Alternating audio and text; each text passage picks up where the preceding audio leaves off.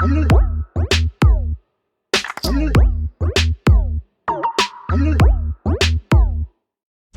up, drivetrain? We got ourselves a little bit of a debacle. We had a 2007 Odyssey that we ended up selling to a family. They were in need. We sold them a perfectly good working vehicle, and they have, I wouldn't say destroyed the vehicle, but it is in disrepair. So it's shown back up to the house so I can try and help them out. It doesn't start. So did a little bit of analysis, investigation work, and oof, this one, wow, that is burnt.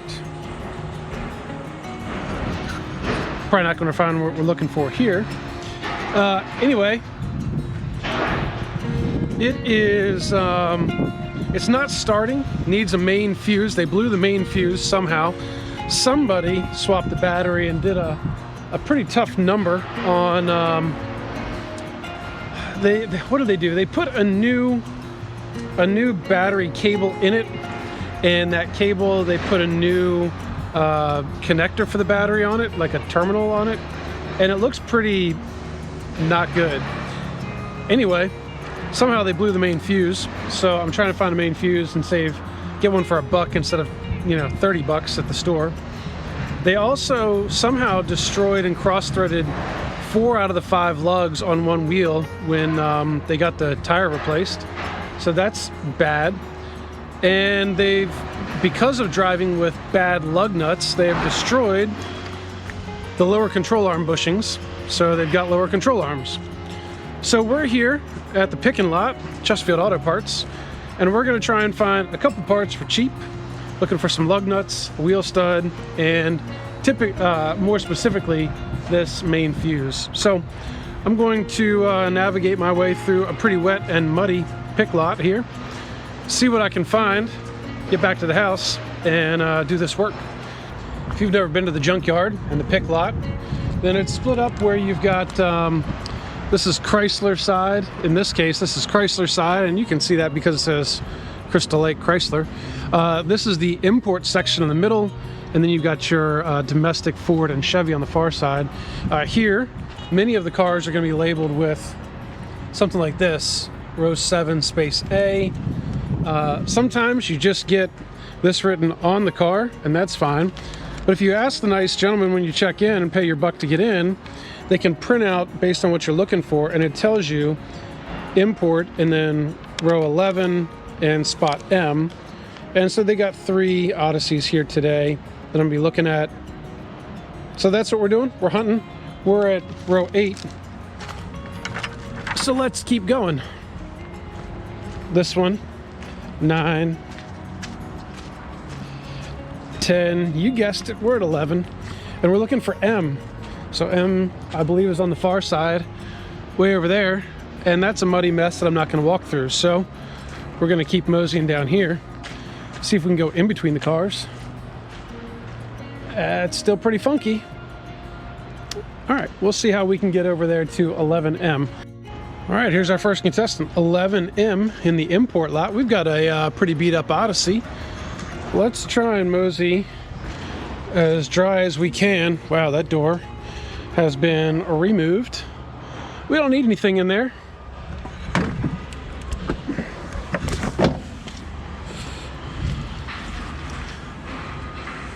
That entire front end is gone. Let's see what we got over here. Those wheel studs are all gone. Let's check for main fuse though, because that's the main part of what we're looking for.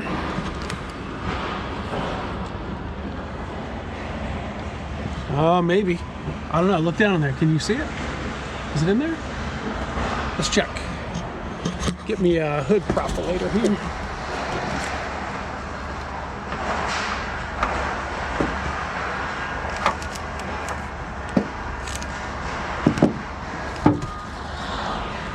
All right. Hood prop. Let's see what we can get up onto here. That looks like it.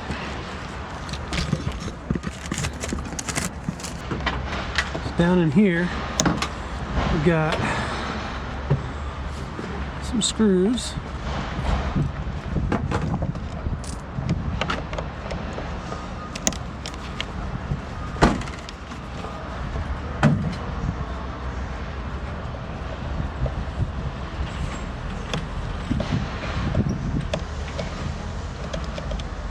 All right.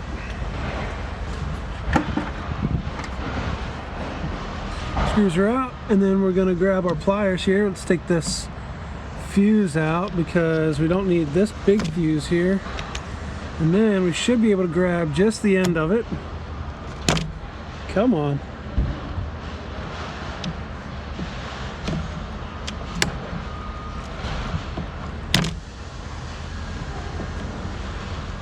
Oh, she's a tight one. There we go. That's what we're looking for right there. Perfect. Now, there's also, oh no, Whew. Put that in our bucket. There's also a couple fuses back here on the customer's van that are blown. I know it's a 7.5, so there's one right here. I'm just gonna go ahead and use our fuse puller. Grab the 7.5 because that one looks good. Put that in there. That back for the next person that needs it, wherever that lives. Sure, that's good. So that's all we needed there. I do see some lugs on the ground. So it rained pretty good yesterday, and this lot is pretty gummy, but we're running back here to 20, section 20. So we traditionally call these junkyards. These are considered auto recycling lots now because you can come in and pick your parts and recycle what's broken. Now let's see, that says 15. Is that 20? Let's jump over here and see if this is 20. Whew! Good thing I got my mud vans on.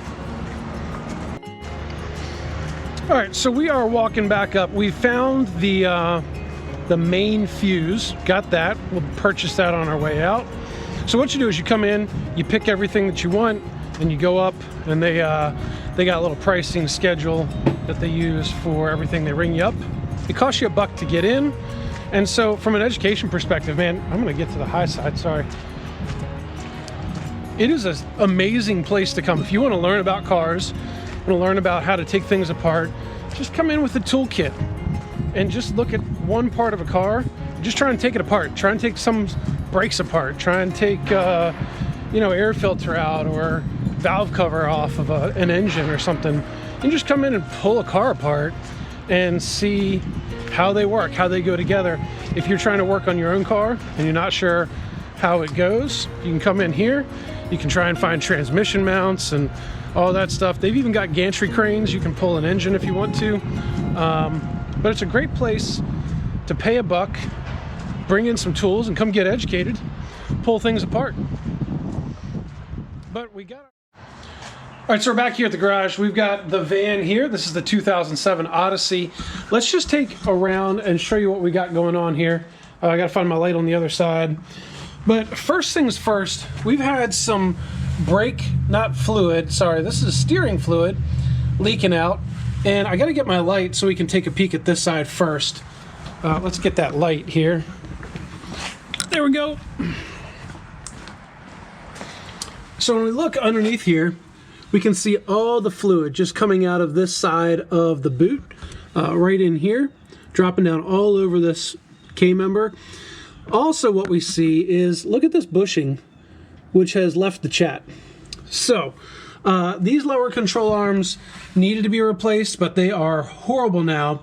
And I've got a theory about why the steering rack is leaking. We'll get to that in a minute. I've pulled this off because, I pulled the wheel off because we're doing the lower control arm on here. They already picked some up from the wrecker. Now let's stop up here and take a peek at this section. So the main fuse we're gonna put back in here, and this little 7.5 amp fuse was blown. And so I'm gonna put another one back in here. And we're just gonna pop this cover back on there. and say we're good. This one's going to go in the bin, but we're going to put that fuse back in here in just a second. I've got that right here. This is the good one. You may not be able to see, as it may or may not focus, but there are 3 little sections in there, 3 connectors, and the top one is blown in the fuse that was in here. So we're going to put this down here. We'll come back and we'll redo those. Actually, before I do that, I want to do some testing, and I want to bring you guys along for the testing. But let's look over here. This side, equally destroyed. You can see that bushing is gone. And if I take this guy and just kind of wiggle it, look at that. See that? Okay. Well, that happened because of this. Look at this lug is bent, this lug is bent, these two are completely sawed off. So somebody over-tightened these lugs and completely stripped it off. Obviously, I've taken the brake off to get to this point. We've got 5 replacement lugs, but here is my thought process. They popped the tire, somehow the tire went flat. They took it to somebody's shop. They put it back on here, they stripped a lug and cross-threaded it, and one of them, or some of them, didn't go tight enough or over-tightened and broke. The wheel was wobbly. That wheel wobbling completely destroyed the bushing in this side and started yanking on everything back and forth, and has put an extra stress on the steering rack and just destroyed this. That being said, we've got components up here that used to be zip tied. You can see that based on my zip ties that are on here, and used to be connected to other things holding it up, and that's no longer here. There's nothing here that used to be here when I owned this vehicle, which makes me wonder, did they go off-road with this thing? I don't know. We do have an oil leak up here that I can see, but that's the least of their worries right now. So we're going to address this. We're going to beat these out. It looks like there's a little pocket right here that these can come out of. I tested that at the junkyard, and so because of that, I feel confident that we can kind of pop these out, pop the new ones in, we tighten it down with a lug to kind of seat it in there, and then we're good with this. I'm going to do that beating before I change out the lower control arms. But before I do that, I want to check the electrical and see if this vehicle even starts, so let's go there.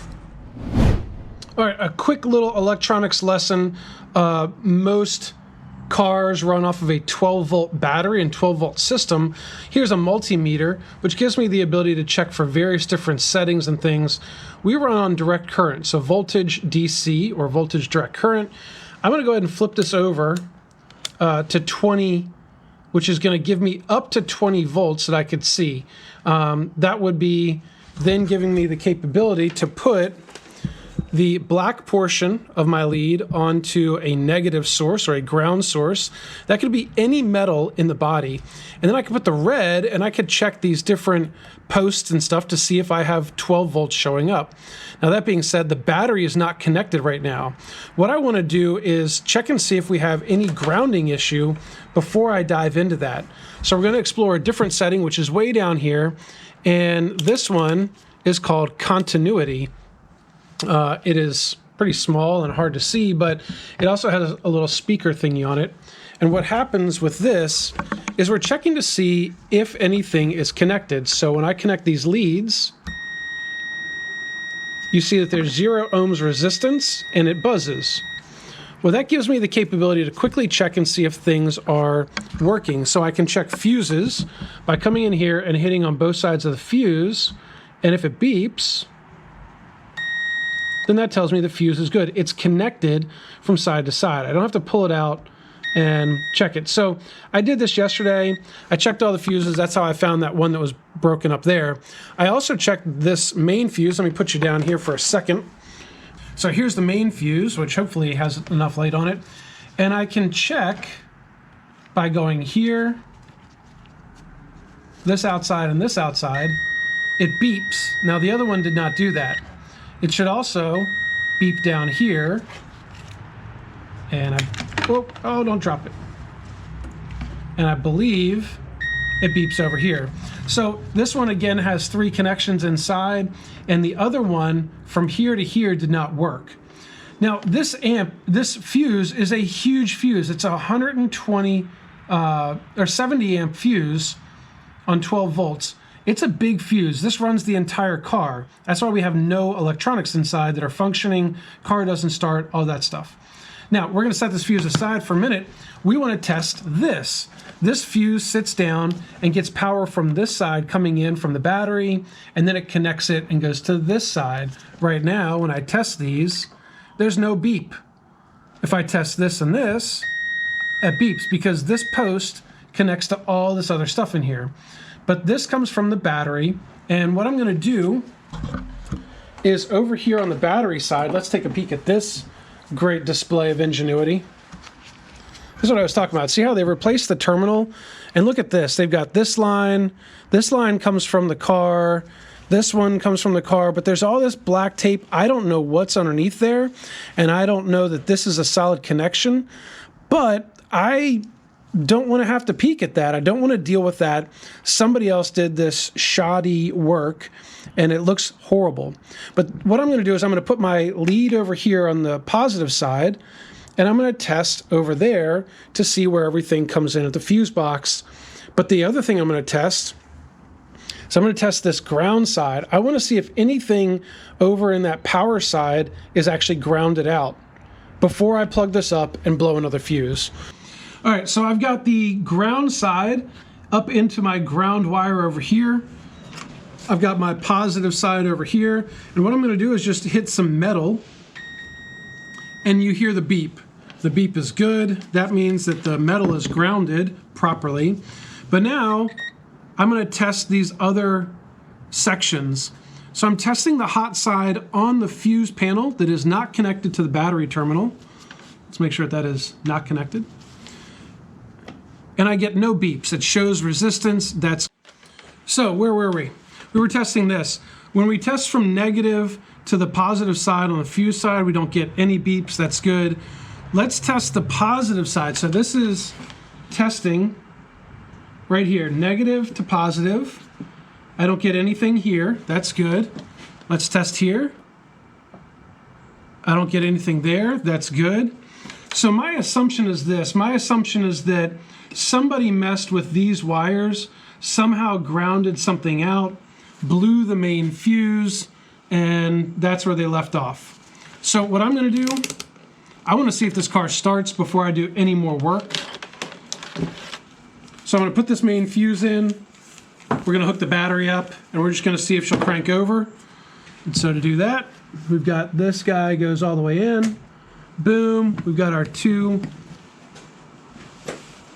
screws here. Then we're going to put these in. Not cross-threaded. That seems to be the theme for this van recently.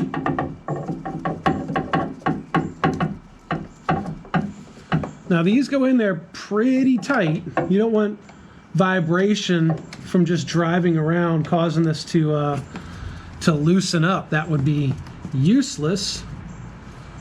So we can get them in there pretty snug. Now there was no cover over this fuse box. It's probably somewhere in this van, but I am not going to go hunting for it. All right, let's do our positive side first. That's there. It's snug enough. We're not going to deal with anything else. Saw a little spark. That's good. Okay, we got the keys here. We're hopeful. Trying not to get in the way of anything here. Interior lights come on.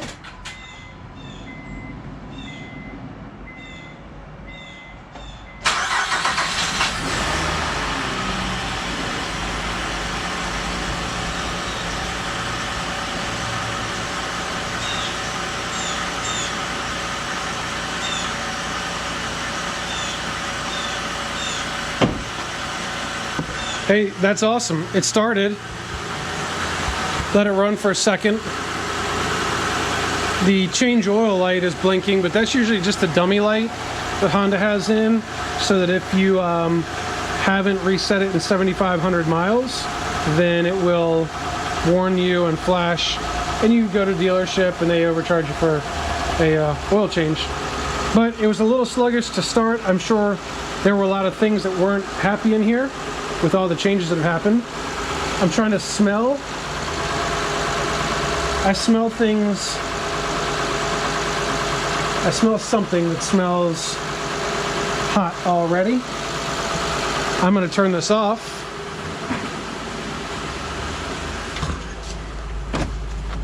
Oh, I'm going to turn it off. I swear I'm going to turn it off. Okay. Yeah, it was a little slow to start, but I smell what smells like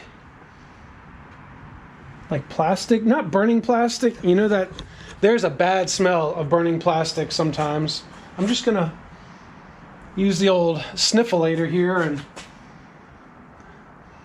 it smells like it's coming from the front of the engine. It smells like burning oil.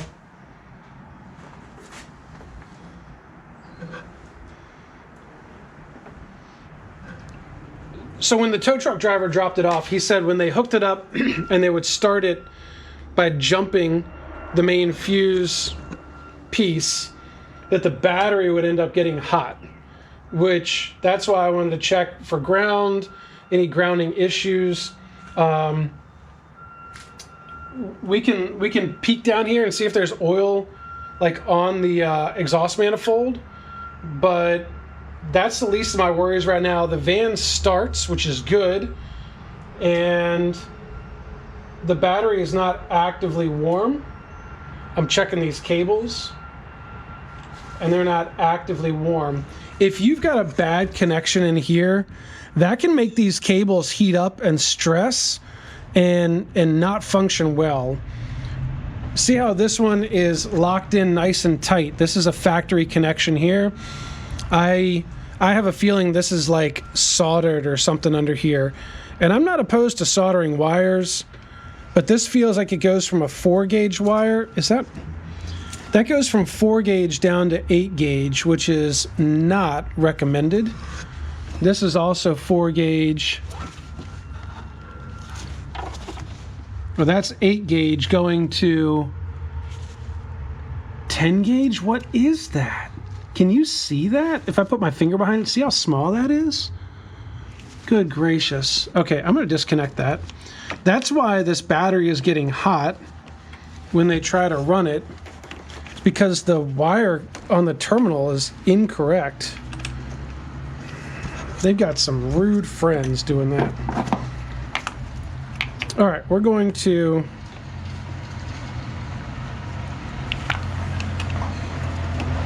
Come on. There we go. All right, that's disconnected. All right, so we're going to turn our attention to these lower control arms and the wheel studs. The vehicle starts now, which is much better than when it came in. We've identified the issues with the terminal. I'm going to recommend that gets changed to the customer, but that's not what I'm tasked to do. I was tasked to do lower control arms and wheel studs. So because it starts, that's step one. I can ask them what they want to do about the thing and deal with that later. If it stays an extra day in the shop, that's good. I did call the guy that did the steering rack, and he's going to take the van in on Friday, which is 5 days from today. Today is Monday, by the way. Almost Happy New Year. He's going to take the van in on Friday. That's what I'm trying to say. And he's going to take a look at the steering rack. He said he tries to get racks that have lifetime warranty. And if there's an issue with the rack, it's warranted. It's no cost to me. So that is awesome. But we're going to go ahead and knock some wheel studs out. We're going to beat the crap out of them with a big hammer. You know, the old BFH. And we're going to knock them out, put the new ones in, make a bunch of racket, have some fun. Let's get it.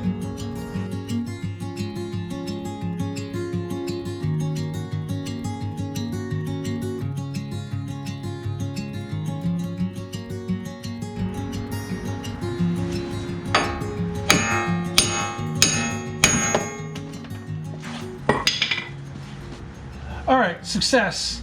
I don't know where that one went. They're kind of scattered all around now.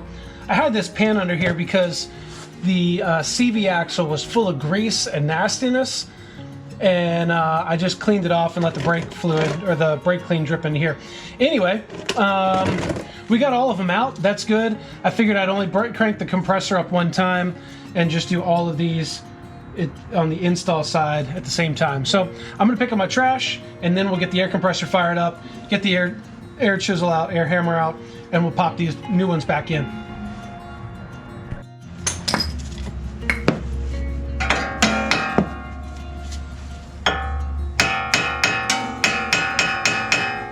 So I'm tapping this in just to kind of get it seated.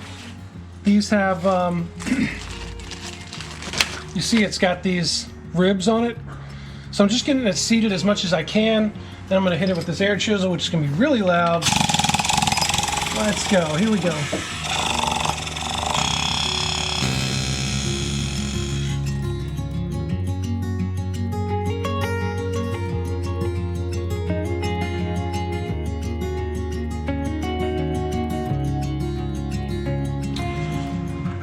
All right, so those sucked in nicely. Now it's time to turn our attention to the lower control arms. And what we've got here, 18mm bolt that goes in from the bottom over here. It's got a nut that's permanently attached to the top. Back here, we've got an 18mm bolt going that way. And this sway bar is in the way. The other thing we've got is right up here. We've got to take this cassette nut off with the cotter pin and beat the crap out of that so it pops out. Just 3 bolts. But the hard part, we'd have to take the sway bar off so that we're gonna detach it from up here, up at the top, so that this can float freely so we can actually get a wrench back there, because we need to push this up as high as it'll go. I'll probably end up zip tying it or ratchet strapping it or something up to this coil spring just to get it out of the way. So we got to remove this from both sides, and then we can get the sway bar out of the way and start popping things apart. I am going to keep the air compressor out because we're just going to hit that with as much force as we can on an impact. So I got these off. This is just twisted down. I went ahead and put an old piece of wire on this, and it's holding up to the spring on the other side.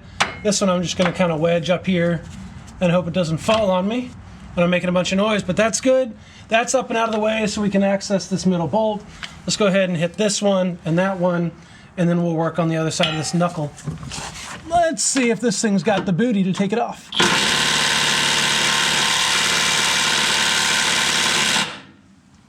Whew. She's ringing. Let's do the breaker bar instead.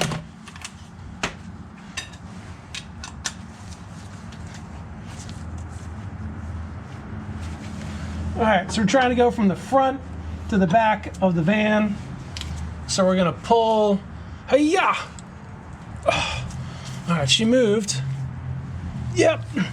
Sometimes you just gotta break them loose a little bit, then the impact will work great. All right. Let's see how that works now with an impact.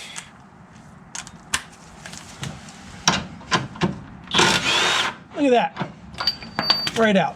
Okay, save that one. In for the next one. Try and do the same thing with the breaker bar if I can get it in there. This one's got to go up.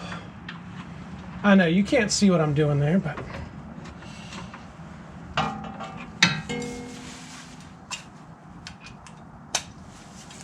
I don't know, you might be able to. All right, so we're gonna push up. Oh yeah, that one. That one seems well lubricated. So, just see if I can get this gun under here.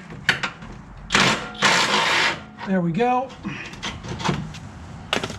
Now, I'm gonna leave that one hanging in there because we've got to try and get to the back side of this guy here.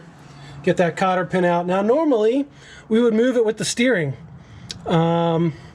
Steering's got issues, so we're gonna be gentle with it. Try not to encroach on our steering problems. First things first, cotter pin action. Maybe we get the grease off of it. Gracious. All right, we're gonna get our cotter pin remover and we'll go from there. So there's a cotter pin tool remover. Kind of weird little hook on the end of it. I've also got my needle nose pliers here with a little crook on the end. And we're just gonna see if we can get this thing to open up. because that's step one. Oh, there we go. Excellent. That's weird looking, but it's kind of reusable. It's kind of nice. We'll get the grease off of it, but we're going to put that in the keeper pile. All right, now we're going to assume that this is 18 millimeter again, but we're going to check it. That's 18 millimeter. Not going to be able to fit a socket in there, so we're going to get this here 18 millimeter wrench.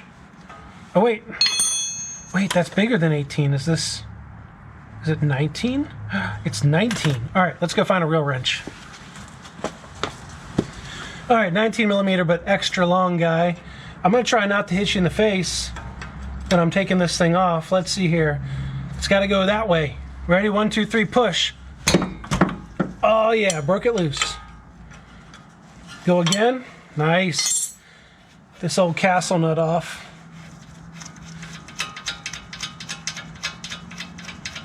So I left the 2 back bolts in so that this thing's not just dangling and flapping around.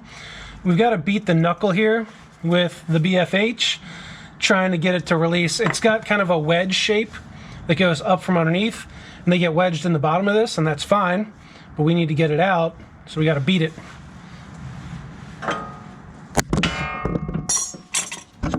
You okay? Sorry about that. Let's scoot you away.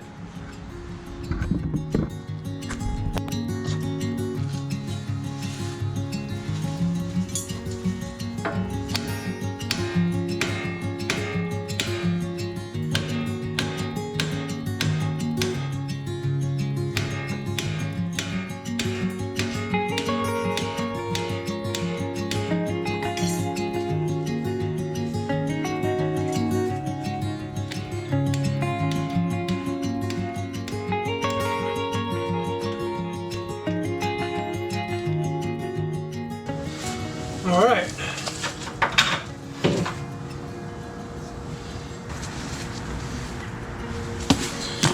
All right, so when I look at this, I can look back here on the backside. See how it's all worn out back there? It's smooth and discolored.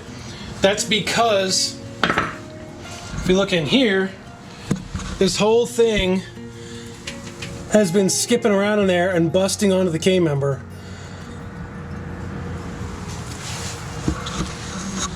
I don't care who you are, that's not good. Let's go ahead and get the other one, put it in, then we can repeat the same thing on the other side, and then hopefully get this van driving and on the road.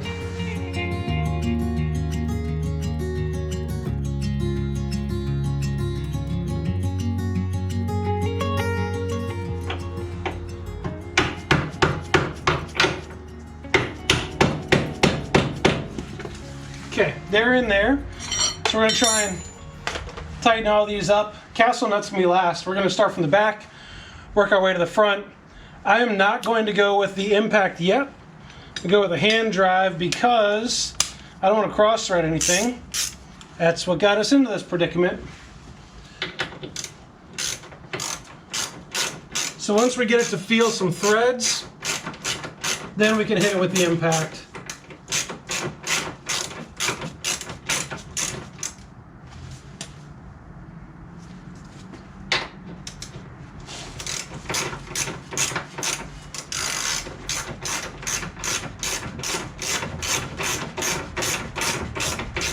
All right, that's definitely in there. Let's go for the middle one. It's going to be a bit more complicated because of its positioning. That's all right though.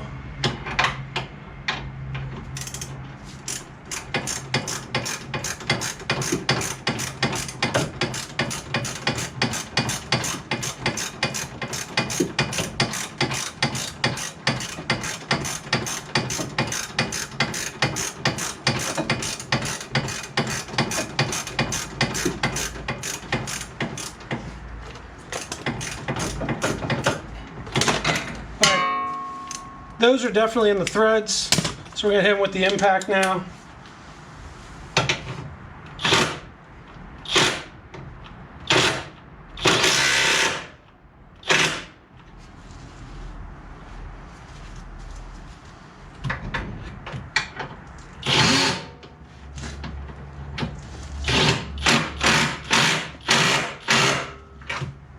Okay. Okay, impact done. Gonna go back to hand drive just to get some torque on these.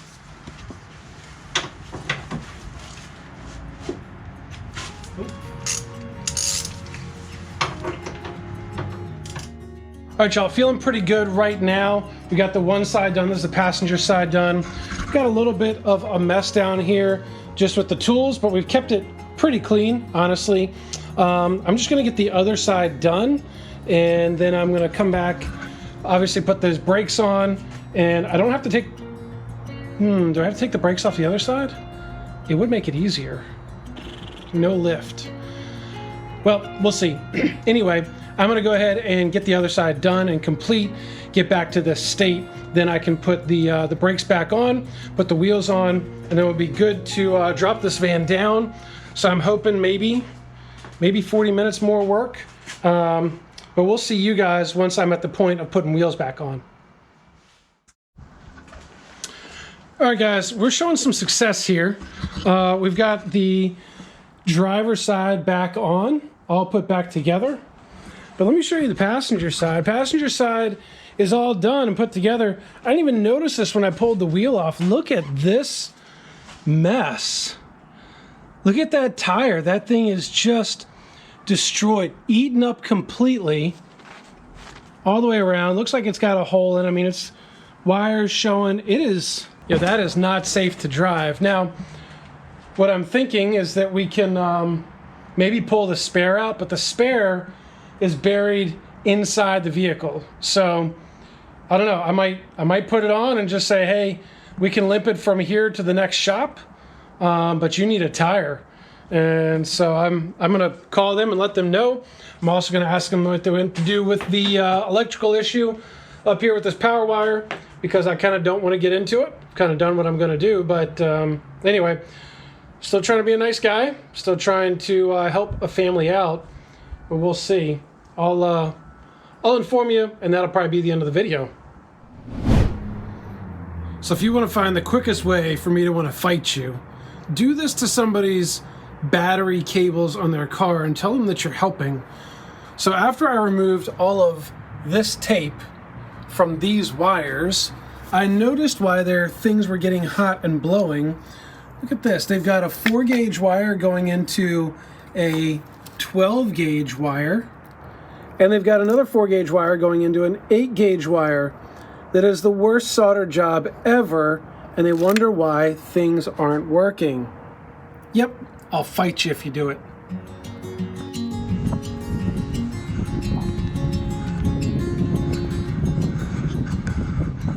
But y'all, we're back. Talked to the customer. They said they want to go ahead and update the power lines for the to the battery. So I'm back out here at the pick and pay, looking to find something that's in better shape than what we got. I went ahead and picked up a new terminal, but I'm here just trying to find the line. So if you look right here, this line goes from the battery, runs all the way across, up across here, and then down into both this fuse and this fuse box. We just got the main fuse out of this very van yesterday, but I'm looking for something that is not mangled like this. So I'm going to try and see if I can find a different one.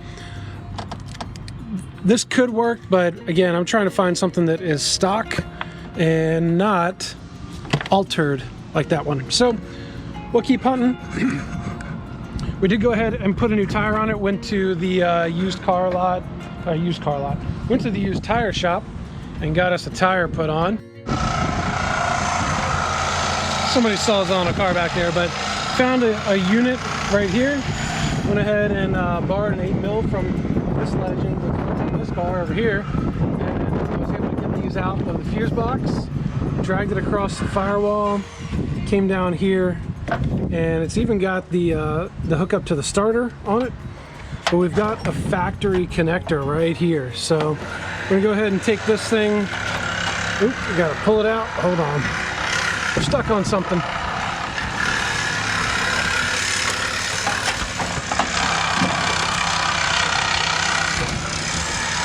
There we go. So we're gonna go ahead and get that thing paid for, get it back home, and stick it in. But y'all, we're here back at the shop. Got this van licked up. So got a new battery cable here, It's a factory cable that you saw me pull at the recycle yard. Goes down to the alternator, so that part is new. It's got the factory connection here, runs up, runs around, and I tried to use as many of the factory holders in there. What I ended up doing was just zip tying to them, and then I'm going to tighten these up. Now that it's in place, I'll snip those off. It comes over here, connects into both boxes. Those are tight. This battery is hooked up, so I'm just going to let it sit here for a couple minutes, see if this thing gets warm like it is. I'm going to go ahead and start the van, let that run. And we're still up on jack stands, so you can see we've got it up on, or not jack stands, but just on jacks. I'm going to run it, and I want to spin this, go ahead and spin the steering. Now, that being said, there is 0 fluid in the steering box over here, and I'm a little hesitant to put some in because I think it's just going to spill right out, but we're going to see. So anyway, that's the next step, but this thing's going in a couple of days to get that steering rack looked at. But I feel comfortable and confident now that at least we got this done, got those wheel studs, got the studs, we got the lower control arms.